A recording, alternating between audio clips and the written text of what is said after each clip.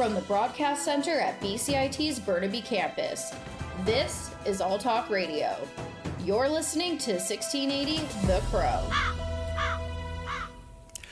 Good afternoon, I'm Jay Zabanel, and these are your news updates for 12 o'clock. Canada Post says bad weather and icy conditions mean it has suspended delivery to Mission, Nanaimo, Parksville, and Lower Mainland cities including Coquitlam, Delta, Langley, New Westminster, Port Coquitlam, Port Moody, Richmond, Surrey, and White Rock.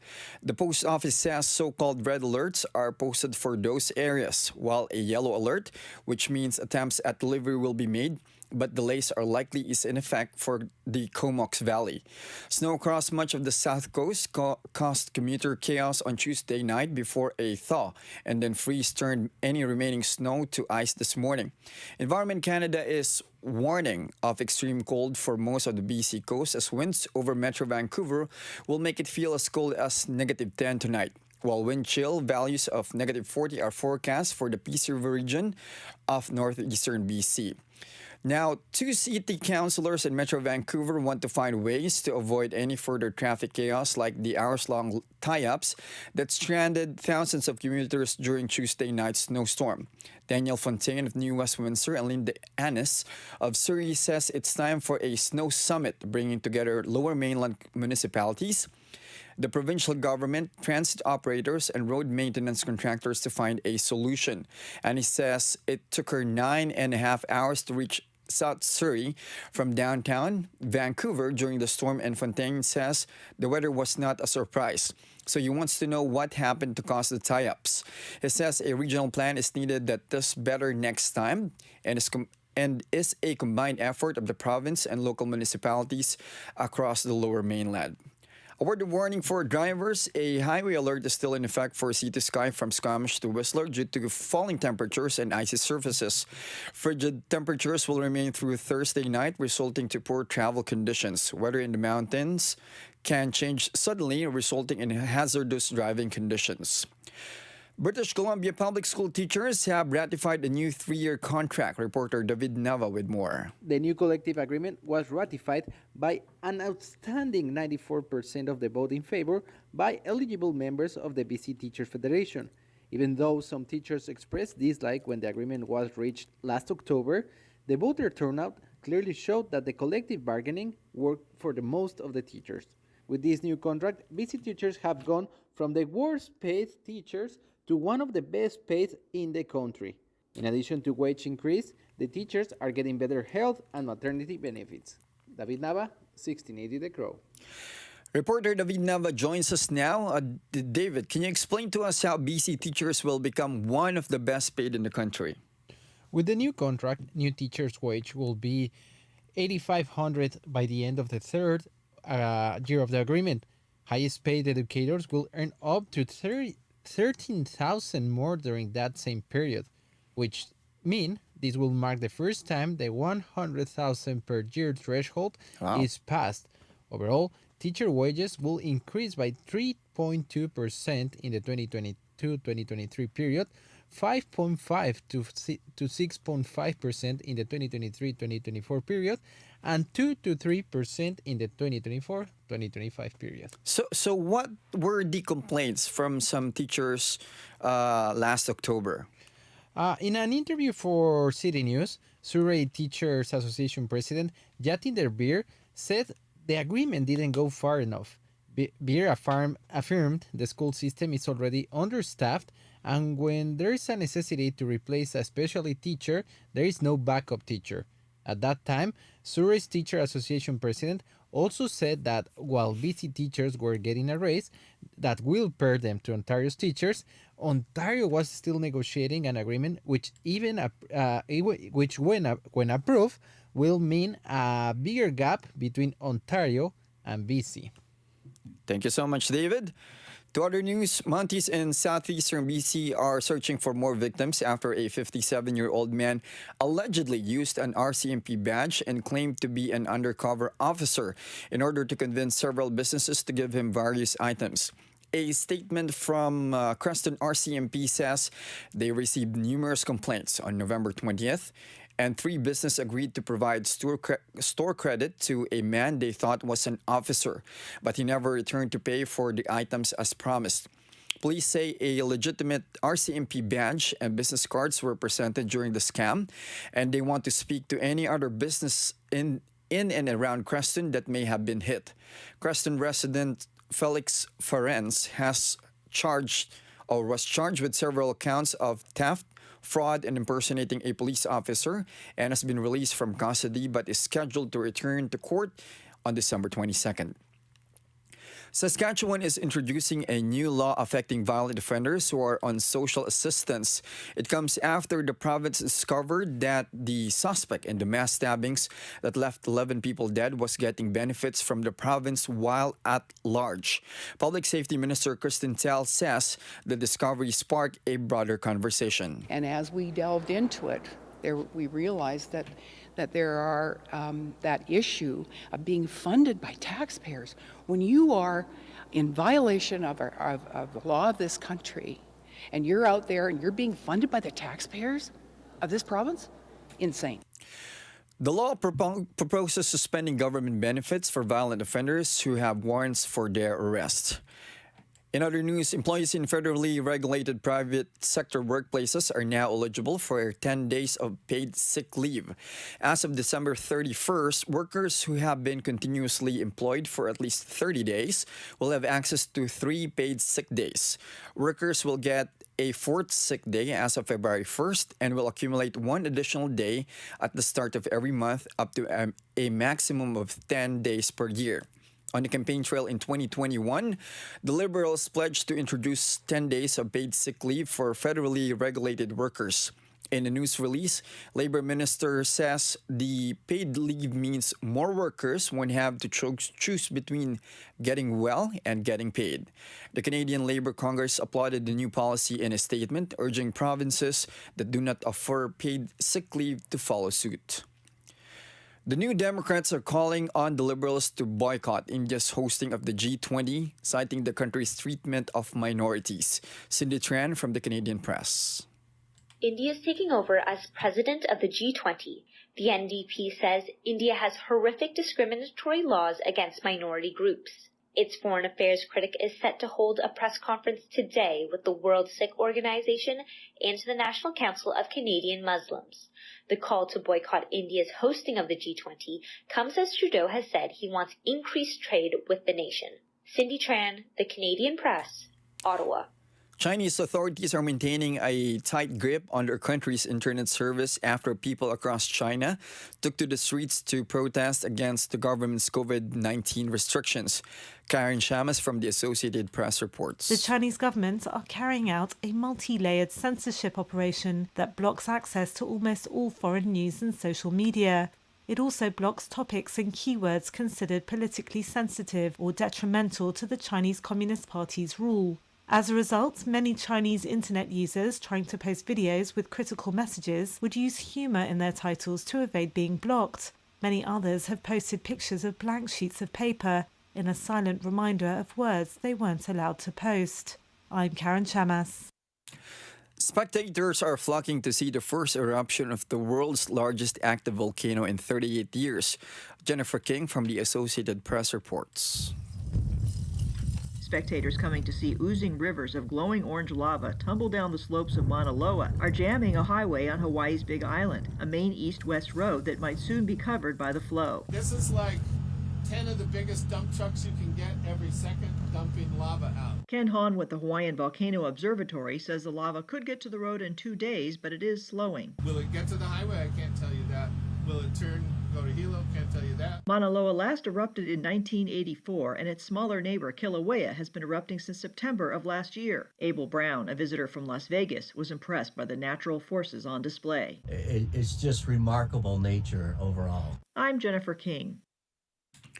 Team Canada is heading home from Qatar after a loss to Morocco, but fans don't really mind. John Kennedy from the Canadian Press reports. At a cafe in Montreal's Moroccan neighborhood, devoted soccer fans clapped, sang, and chanted every time Morocco took possession of the ball. The crowd erupted in cheers when Morocco scored its first goal 4 minutes into the game, as ecstatic fans sang the country's national anthem. Team Canada's out of the World Cup in Qatar, falling 2-1 to Morocco. Canadian players were trailing for much of the final match, but that didn't seem to bother Canadian supporters. Canada was merely playing for pride after losing to Croatia on Sunday and being eliminated from the knockout round in its first World Cup appearance since 1986. John Kennedy, the Canadian Press. That was your news updates at 12 o'clock. I'm Jay Zabinel. You're listening to 1680 The Crow. Stay tuned for more on BCIT's 1680 The Crow.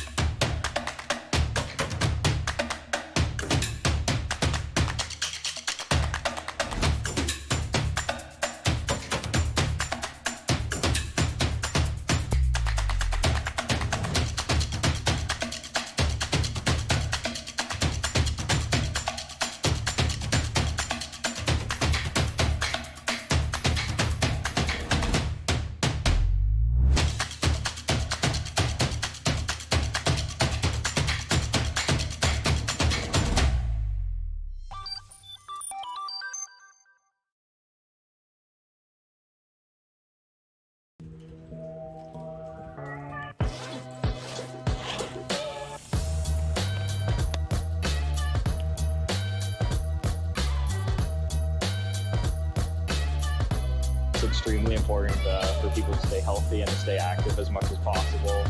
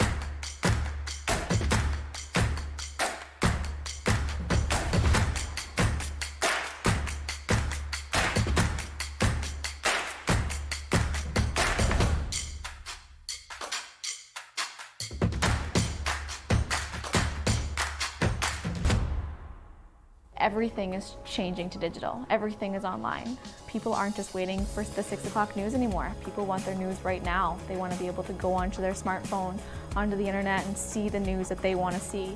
Vancouver is growing at, a really rapid rate, the Lower Mainland even, and with the tools that we're given here, we're able to cover all of that. Welcome to BCIT Magazine. I'm Radhika Sikakane. In the program, they really leave it up to you. I mean, the help is there when you need it, figuring out how to use the programs like Premiere, Audition, and figuring out how to use the cameras. But it's up to you to sort of experiment and figure out what you can do when you go out in the field. They brought candles and flowers to remember the student who lost her life yesterday. Theresa May says the international community condemns Moscow. They really make sure that you know the basics and you are able to put out a quality product. I'm Brady Tretanero. And I'm Radhika Sikakane. Thank you for tuning in to BCIT Magazine.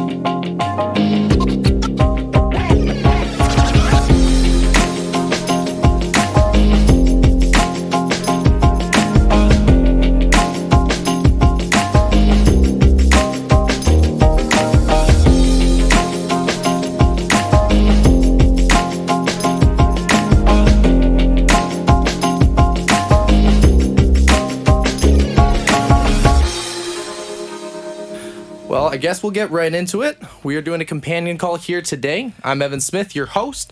I'm here with Paul Langford, who is a coach for the women's basketball team at Riverside Secondary. And I'm here with Lisa. Gonna just make sure I pronounce this name perfectly. Sulatitsky, which is the head of recreation services here at BC and BCIT, pardon me, and a former volleyball coach. So today what we're going to be looking at is just the women's participation in sports and how that relates somewhat to coaching. So I guess I'll just throw a couple questions your guys' way to start here, and we'll get more into a conversation after that. So the first question I'm going to ask you guys is there a different way to approach coaching females in sport than men? Do each of you have experience that you can speak on for that? I can go first. I coached boys for 9 years before I had ever coached girls. I grew up with lots of brothers and one sister, so I lived in a guy world, and so my first experience with coaching females was in Mission in 1985, and I went and asked a lot of people what I should do, and I got some great advice, and I shared this story probably 1,000 times, but one person said to me, "Be careful what you say, because if you tell girls to do it, they'll do it." So. And it was great advice, because I've been coaching girls since '85, and it's a big difference between coaching young females and young boys. Right. And then Lisa, in your experience, have you coached females, males, primarily one, bit of both? Primarily females. I really haven't had the opportunity to coach males. Okay. And what leadership traits do you think are important in coaching females specifically? Ooh, good question.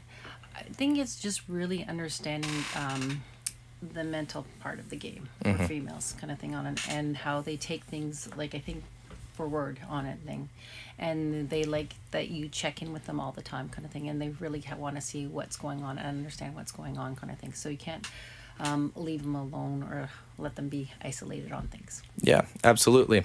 So kind of just speaking on coaching females then, I was reading a report today, the Rally report, and this study shows that Canadian girls aged 6 to 18 have a dropout rate of about 1 in 3, as opposed to males in that same age group, which is 1 in 10. So I was just wondering, could one of you speak on that and how this may correlate to less females being in coaching roles further down the line? Well, it's definitely going to affect, you're always looking to get female role models, and coaching is really hard for one. I coach basketball, so that's a real skill sport. So when you've got a skill sport, it's really hard to coach. So finding female coaches and getting females to play, and then that trickling into them coaching in one day is certainly a chain that you want to do. But I think it's it's COVID's changed a lot of different things, and we've opened up and seen, and the participation with everybody is really down, but it really hurt females. You talked about coaching guys and coaching girls. Coaching girls you have to build up, I believe, and coaching boys you have to knock down, because the confidence of girls and around their peers and all that, they're very self-conscious, and you continually have to give them confidence and build them up. That's what I find. But I agree with you on that too, for sure, Paul. That confidence and that level of confidence, and if you check in with them or don't check in them, like by saying one thing to them, they could lead it one way or the other way, for sure, on it. Absolutely. So then, do you guys think that an absence of girls/women in sports leads to less women taking on leadership roles, not just in sport, but maybe beyond that? I understand that might be a broad question, but if one of you could tackle that in some sense. I mean, it definitely is a broad question. I haven't been in the coaching world for a while, but I know when we were in the coaching world, to come around the age 16 is when we saw the big dropout for volleyball individuals. And I think it was more individuals when they really wanted to pursue that sport at a higher level. That's when they would continue playing in the sport. And when they were just, they've had enough with, they would stopped around that age group kind of thing. And you saw that a lot in volleyball, just with the club participation and the individuals that played. And for sure, it impacted those individuals that stopped playing, whether they wanted to coach or not, kind of thing on it. So yeah, kind of just expanding on that. I know my sister actually used to play volleyball and dropped out at a similar rate. And me and my mom had went to see some of her games, and she was good. She was. But when reading into what like some people perceive as barriers for keeping women engaged in sports, one of those is the self-perceived lack of skill. Have you noticed that when coaching women, or in even your own sporting experience yourself? I mean, I think everybody has a different image. Like I said, I haven't been in the coaching world for a long time, so I know like I'm talking more pre-COVID thing than post-COVID thing on it. I would say that individuals, they wanted to feel like they have to have a certain level, and I know with coaches in BC, they wanted a certain level in order to go to the post-secondary level and everything. And I think a lot of that age group too was about whether they would play on would be a little bit of camaraderie with their teammates, and if they felt they wanted to play. Like some of them just played because they really enjoyed playing with their team and their teammates, knowing that they probably wouldn't go into post-secondary. And then some of them specifically played because they were going into post-secondary.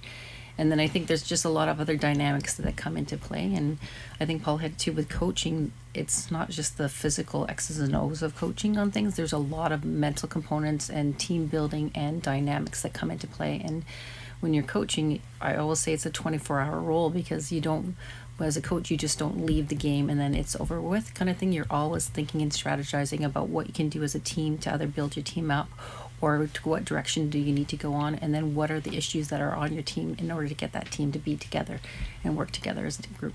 Right. And then just, you spoke briefly on the mental component of sports. Could you both just give your insight into what you think, like what type of empowerment does sports give people, like self-confidence and all that stuff that you take away going forward from playing team sports? That's why we play sports, is to have fun, and I love coaching young females to give them the power and show them that the empowerment that sports can give them.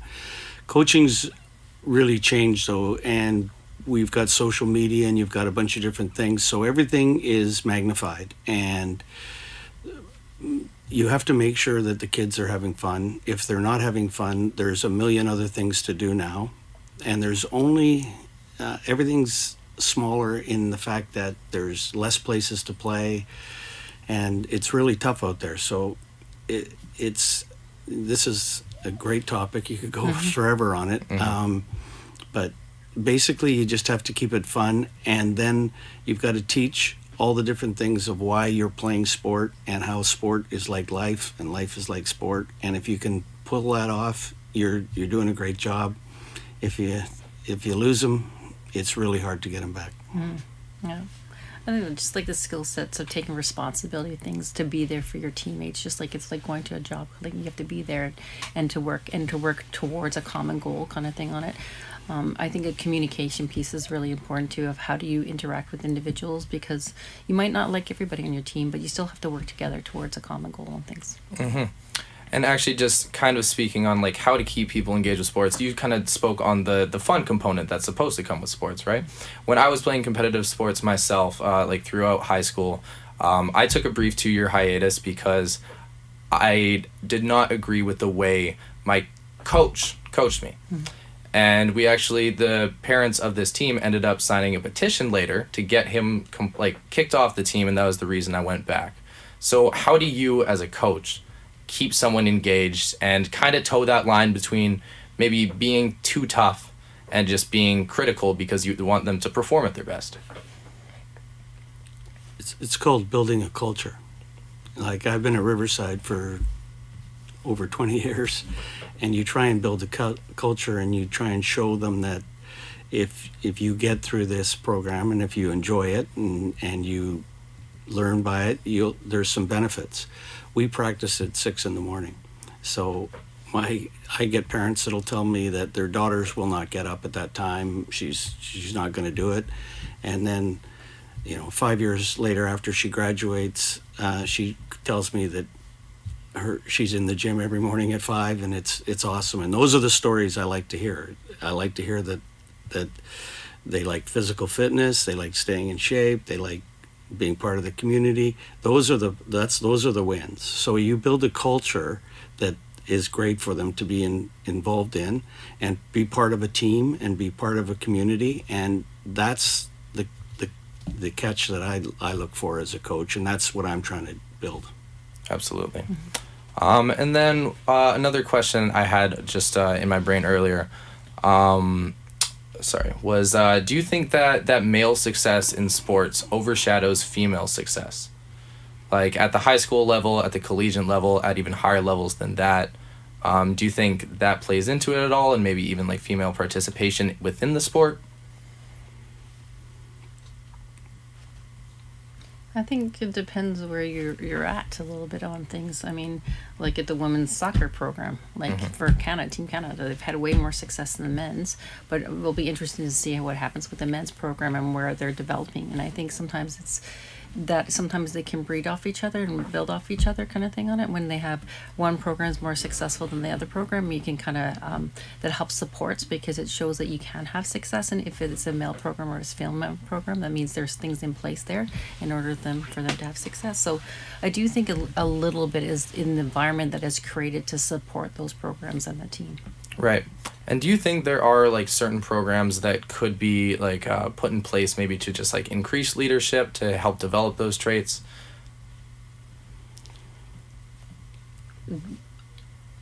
What do you mean by what programs? Well, when I was reading a report today, and it came from, I think it was a company called Viasport, and they actually brought up developing a gender equity in sport and physical activity policy, and this is something that would be implemented throughout BC. And the intent of this objective is to develop a sports sector for British Columbia that is committed to upholding a balanced representation of gender in sport. And then one of those was also one of the programs they had within there was specifically focused on leadership. And I was actually a little confused about what that would entail. So I was just wondering if either of you had an idea of how these programs could help someone develop those leadership skills, or if that's something that might not be achievable and it might be just a trait that's developed over time, or something that's inherently there within yourself. We work really hard on trying to get the girls program to be identical to the guys program. BC School Sports offer the same female. I mean, there's not football, but they've got other sports that girls play that guys don't play. I think things are pretty equal, and the whole landscape is changing. Before there wasn't a WNBA, now there's a WNBA. Do they draw as many people as? No, they don't. And but there's female role models now that there never have been. Serena Williams is far more well known than Martina Navratilova was, or Billie Jean King. But I mean, Billie Jean King probably changed that a lot. So I think the game's changing, and now in the States, that you had Title IX, which you had to give out the same amount of scholarships and those things. That helped, I think, a lot. But now you have a thing called NIL, like name, image, and likeness, and that's going to be a whole new world. Because we watched a UCLA practice a week ago, and there was a girl standing there in the practice, and she had a $1 million contract. So that didn't happen before. So and there's lots of reasons why she wasn't the best player on the team. I want to share that as well. There's some advantages in that. I don't think you can make people watch female sports, but I think social media has helped it, and I think there's lots of different things. The Canadian soccer teams, female soccer team is a good example of it, and I think things are pretty positive in those types of venues. Male athletes are still going to get, if they're going to sign the pro contracts, they're still going to be more attractive. Right. And I guess one more question that's maybe a little bit off topic is just, what do you guys look for in players? What makes a good player? Is it dedication? Is it skill? Is it a combination of both? And if they're lacking maybe one of those departments, in your guys' experience, how do you develop that? If it goes to me, the number one thing you want is toughness, and it's mental toughness. You want them. This is a crazy world now, and there's a lot of distractions, and you want athletes that have mental toughness. And if you've got kids that can catch and throw and run and jump, that's all great. But your number one thing is you want somebody who's got toughness, and if it's physical toughness, that's great, and if it's mental toughness, it's better. Yeah, I would agree with that too, kind of thing. Yeah. Like they obviously, if you're at a certain level, the level that you're at, they have to have that skill level in order to play at that level. But then what distinguishes them too is just their ability to fight through things and battle through things. And you can see that when they play the sport and what they do when they're in that critical moment or tough moment of the game. Like that's what I look. Not that they've had success in it, but did they battle out of it, right? On it. Right. And are there ways to develop that, or do you think if someone doesn't have that, it's closed and shut?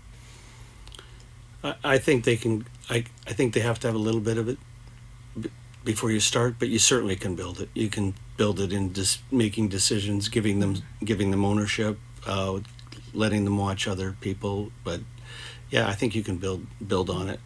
It's hard to get somebody who doesn't have any of it, but you certainly can make it grow. Yeah. Right. And that's part of like coaching, right? Empowering the athletes to have that. Well, I want to say thank you to both of you. I don't want to keep you too much longer. So again, thank you guys so much. I appreciate it. And for everyone listening, you're listening to 1680 The Crow.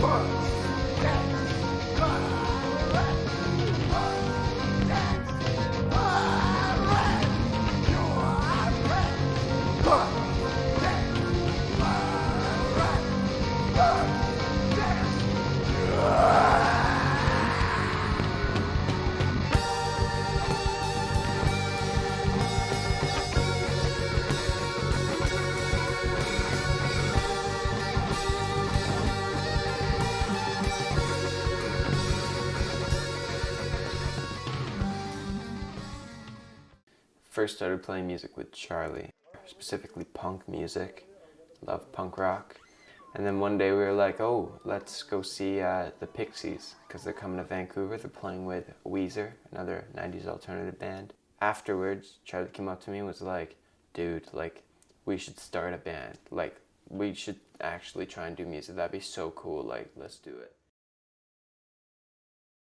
All right.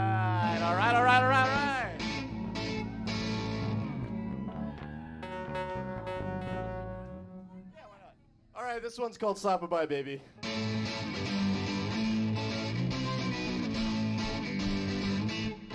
He said, babe, I want to be in that ass like a parasite. How do you think my touch is what heaven's like? How do you know like they scream when I go for the throat? How do you know what it's like to watch blood pour on my nose?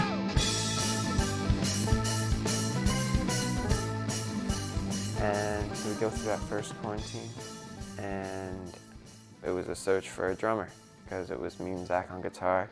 I was doing most of the singing, Charlie was on bass. I was learning guitar and Lars was learning all kinds of instruments, so we just kind of messed around.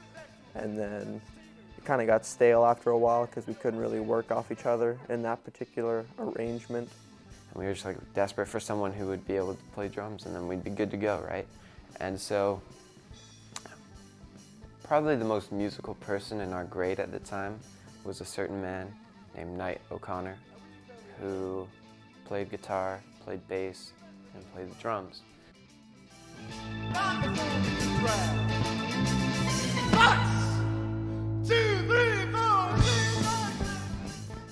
So, I mean, I knew everybody from high school. I knew Lars, Zach, and Charlie. And I knew that they were playing music together. And I knew that there was a party coming up that Charlie was throwing. So I went to that. And I managed to corner Lars and Charlie.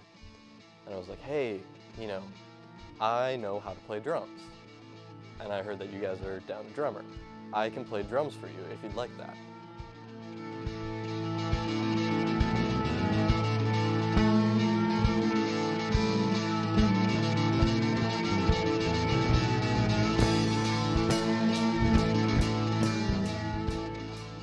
We started going, and Knight is a pretty rough drummer, and it was fun, but we were like, okay, this is a good place for this band to start. Like, this will work, we just gotta give it time and learn stuff. And we were like, all right, like, let's take a little break, right? And then we figured it out, because Knight's a way better bassist than he is a drummer. Lars is a way better drummer than he is guitarist. I moved to keyboard because I'm much better at that than bass. And Zach stayed on guitar because he's so good. And then we like played the best I'd ever played up at that point in any group setting ever. Played some of the most fun music, rough and raw, but exciting and new and fun. And we knew we would never go back to the old instruments. From that point on, we were like stuck in those spots.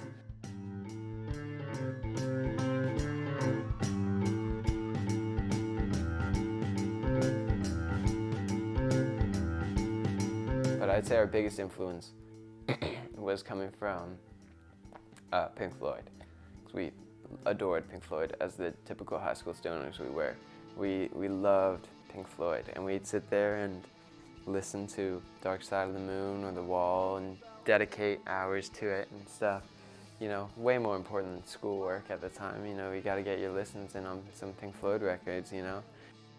But as to who I would compare us to and who we sound like the most, Well, we get a lot of people who say we sound like the Doors. I've heard from a lot of people that we apparently sound like the Doors in terms of our musical arrangement. Which is funny because I'm not even that big of a Doors fan. But Charlie's a massive Doors fan, and once again, that's where the Doors got their sound, was through those keys and stuff. I don't think a lot of people have an answer for Knight's singing. He kind of just sings like Knight, he just shouts. I like it. As far as genre goes, Lars and I came up with psychedelic funk and punk.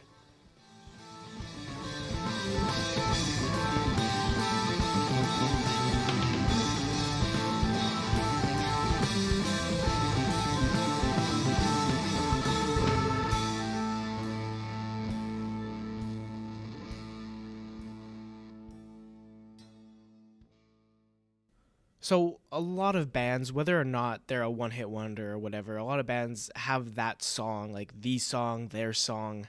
It's a song that people say, oh yeah, they sing blank. For Queen, it's probably Bohemian Rhapsody. For Led Zeppelin, you have to say it's Stairway to Heaven. Like Nirvana's It Smells Like Teen Spirit. So if I asked you, what's your song? What's the song for Big Long Baby? Bugs. Bugs. Bugs. Bugs? But who gives a shit about insects?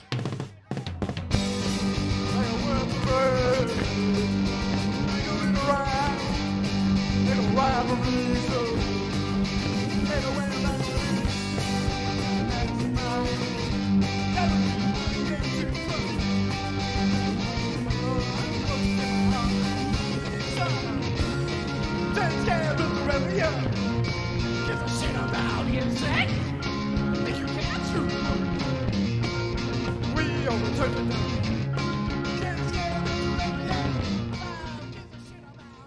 I wrote Bugs about drug use, and how it kind of affected me, and how, you know, there's that blasé attitude.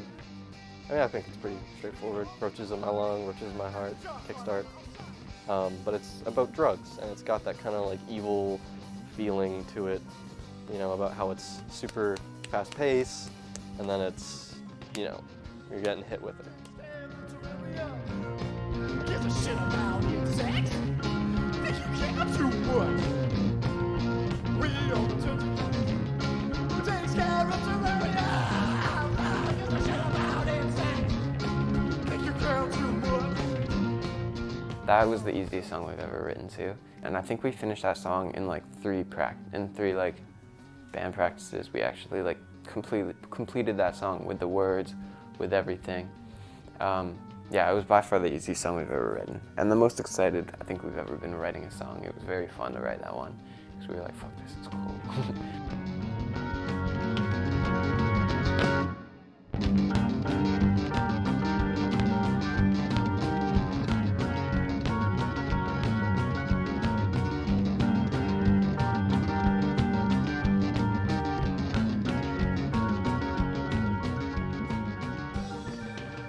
So I remember playing it, and I just sat there for, must have been like half an hour just trying to work it out. And then I got like the verse chorus down, and then I wrote this like slow, heavy part. And I was like, this is great. So I recorded it and I sent it to the band, and they're like, that's fucking awesome.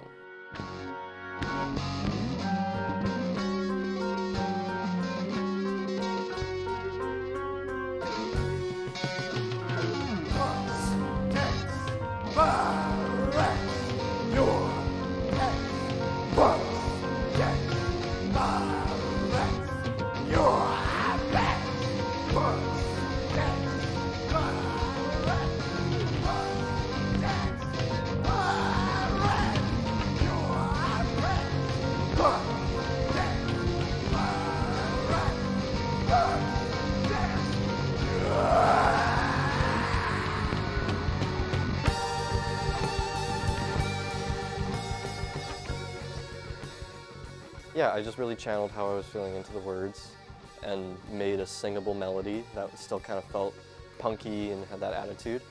And then I brought the words into practice, and then we played it together, and it was done. That was, I think, probably one of the first songs that we sat back and were really proud of.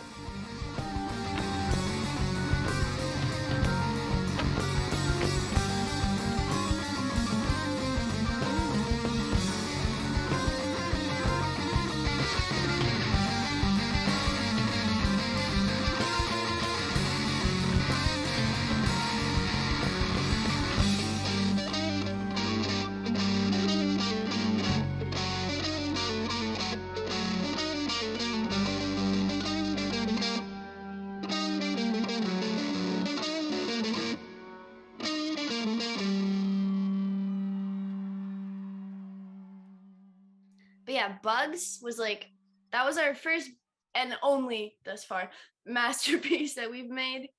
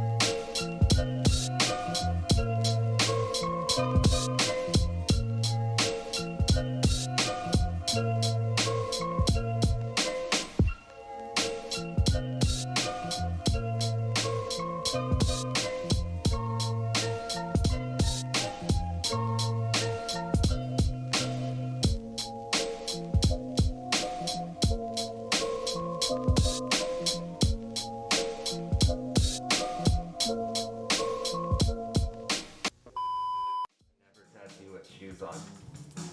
Like, if I leave them on, I ruin the streak of the last 10 years of never wearing shoes when I work.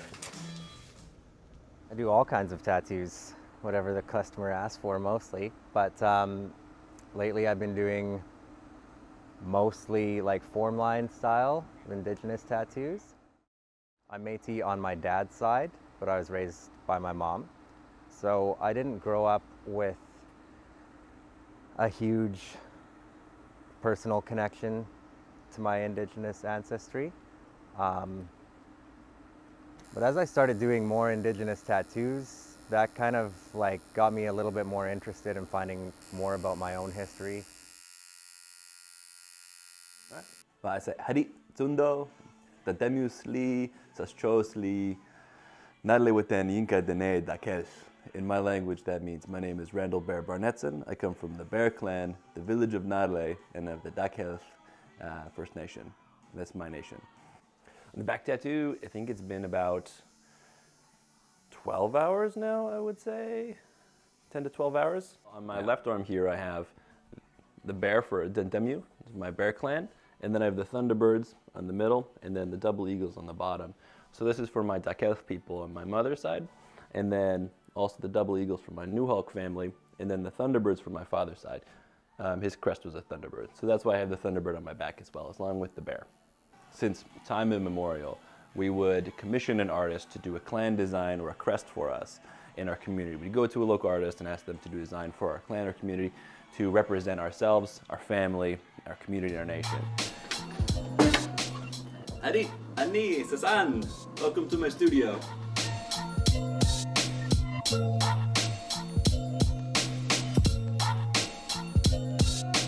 So my tattoos, they all represent that, from my Bear Clan to my Thunderbirds to my Eagle Clan. They represent and they place me in my community and show my affiliation there. And so that's why I love working with Logan, because Logan, he helps me to kind of embody these teachings in these clans and crests, and he really contextualizes these teachings that we have. And then on this side, I got the East Van cross, because where I was born, East Van. So I kind of go between two, because traditionally, land and people are the most important things to us as traditional indigenous people. So when I turned 18, I was like, I'm gonna get the East Van cross on my arm. I'm gonna go to do it. I went to a tattoo artist and he said, nah, come back in a couple of years when you figure it out a bit more. And I was like, what the hell, man? I want to get tattooed. And he was like, nah, think about it some more, come back. And then I waited a decade and then Logan did it for me.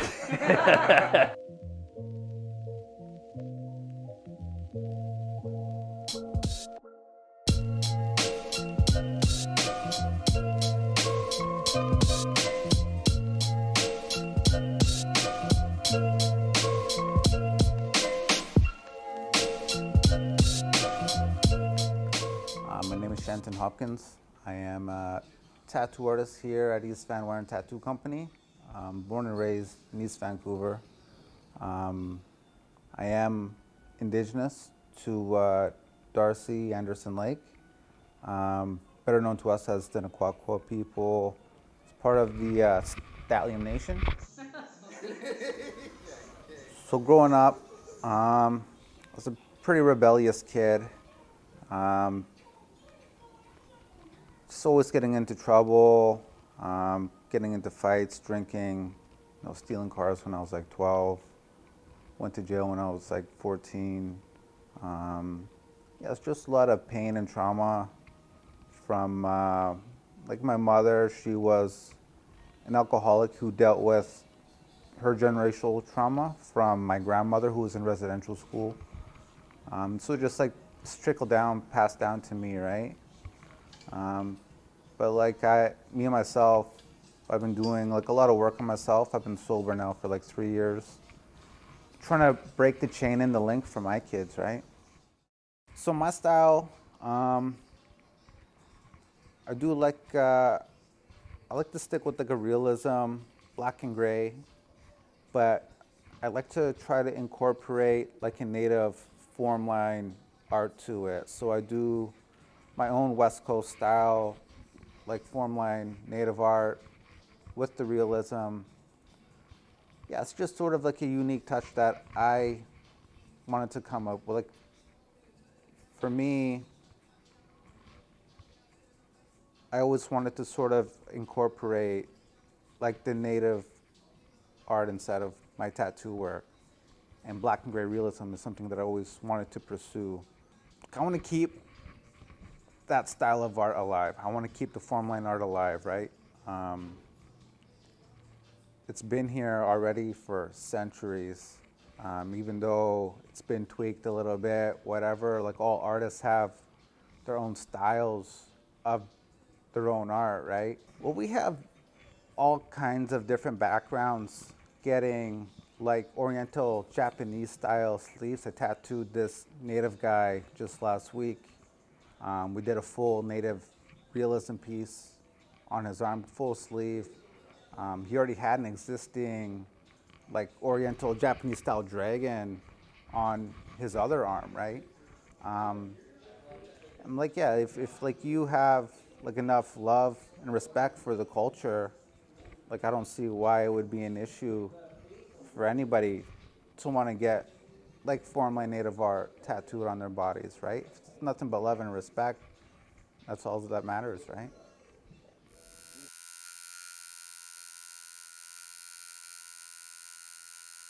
I think it's really complicated. It's non-Indigenous people, unless there's like, the way I was taught is if there's a story, connection to the story, and you go about it in a good way, as you do work with an Indigenous artist, and you go about the proper protocols, and you know the story and the connection there, then it's more acceptable.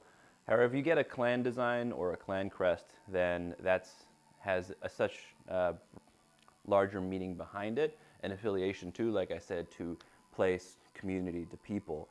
And you're essentially saying that you are part of them. And that's a tough thing to claim. And we always say it's not who you claim, but who claims you. It's a little controversial, and it's everybody has a differing viewpoint. And for me, it's different client to client. Like sometimes, like I have some European tourist that's like, yeah, I want this salmon because I'm in Canada. And in that case, like, you know, go home and think about it a little bit, do a little bit of research. But other times, like I've tattooed white people that have been adopted by a nation and have lived their whole life on reserve and around Indigenous art and Indigenous people, and they want to honor that. And I think that's dope too.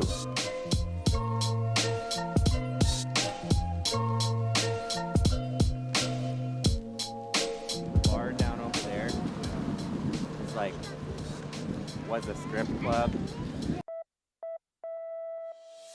From the broadcast center at BCIT's Burnaby Campus, this is All Talk Radio. You're listening to 1680 The Crow. Welcome to 1680 The Crow. My name is Evan Tate, and this is your sports update to 1 p.m. Checking in with the World Cup, Group E's final group stage matches have just wrapped up in Qatar.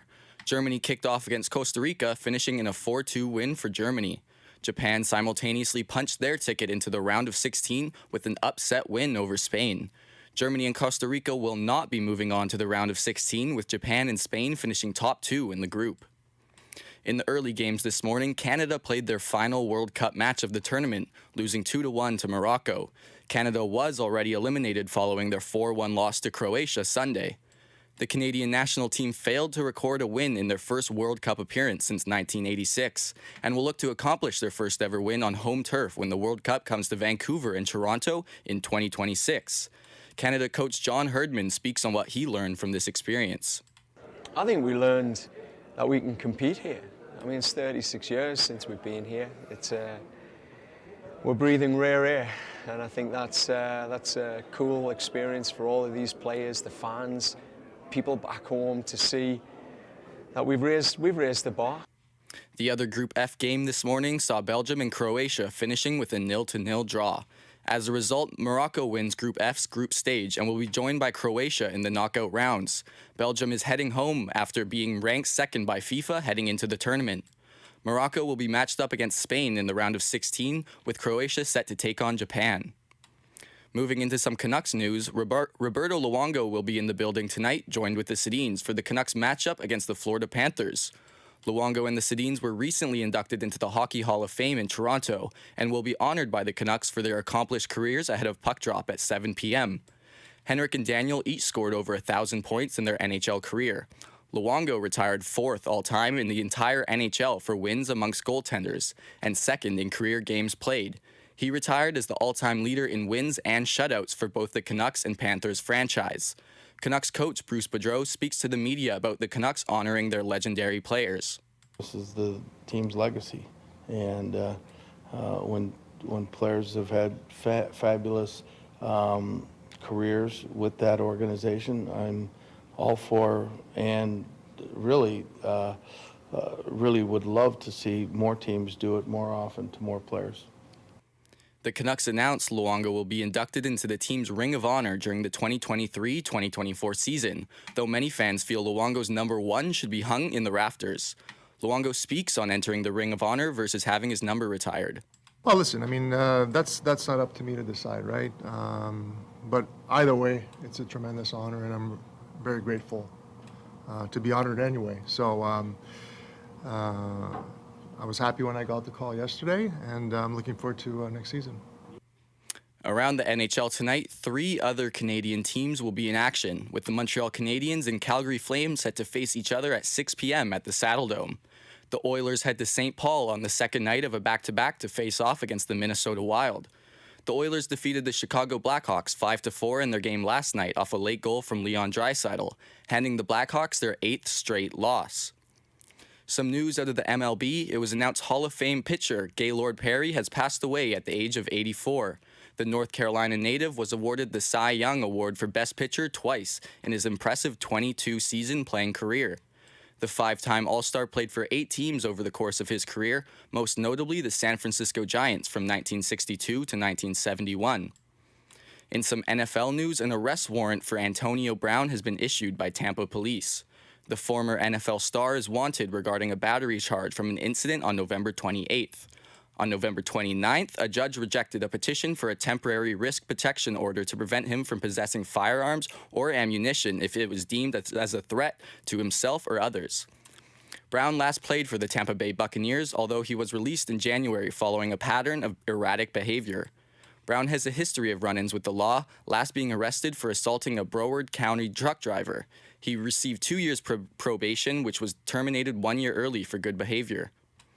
In high school sports, the provincial championships for high school volleyball in BC is officially underway.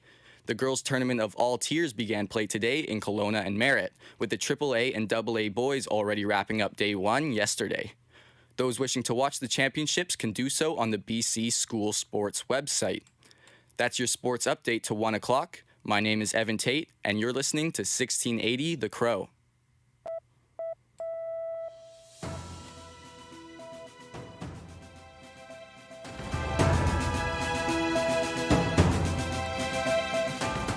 Stay tuned for more on BCIT's 1680 The Crow.